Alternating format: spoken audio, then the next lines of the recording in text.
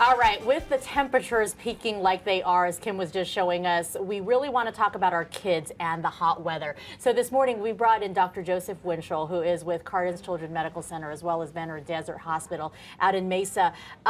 Especially little ones, when they don't know how to tell you that they're feeling awful, but they go, go, go because they don't want to stop, right?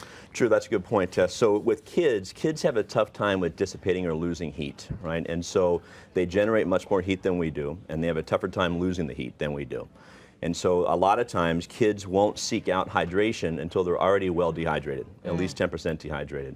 So the key thing is staying ahead of the game. Have the parents or whoever's taking care of the kids keeping them hydrated while they're playing or while they're outside. Sports drinks are fine, but you want to water them down because some of these sports drinks have a lot of sugar in it.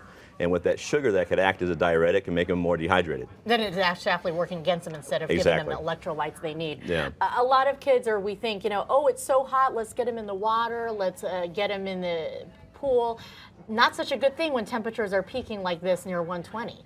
True, and again, if you choose to play outside, if you choose to get in the pool, because we do lose heat by evaporation, right? That's one of our mechanisms by sweating, and that's how we lose heat. Kids are less efficient at that than adults are, but if they are outside, the key thing is keep them hydrated. Okay. Keep those fluids in them because kids will not seek out hydration unless they're already in trouble. What should parents be looking out for to know if your child is maybe suffering some heat stroke or getting overheated? That's a very good point. So heat stroke is when heat illness has become dangerous or sometimes lethal. And one of the early signs for kids, for all folks for that matter, is agitation and confusion. So kids, when they're agitated, right, they get dizzy, they have headaches, nausea, vomiting.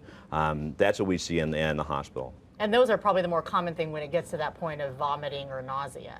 Correct. Okay. And headaches is also very common, right? We see that a lot in the ER, kids coming in with headaches, nausea, vomiting. And then they're already, again, pretty well dehydrated. All right, get them in. That's the most important thing.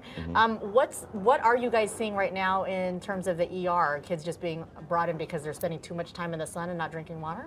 Correct. The very young and very old, right? Okay. So kids and the elderly. For the same reason with kids, the elderly, they have a tough time with dissipating heat. Sometimes they're on medications that help that prevent them from dissipating heat as well. So the heat stroke victims that we see are folks that they're outside for an extended period of time, they're not maintaining hydration, and they come in fairly sick. All right. Hopefully those tips will help keep your little ones safe. Dr. Winchell, thank you so much for joining us and giving us those great tips and great advice in hopes of keeping our kids safe during these hot temperatures this week. Scotty? You are so right. Thanks, Tess.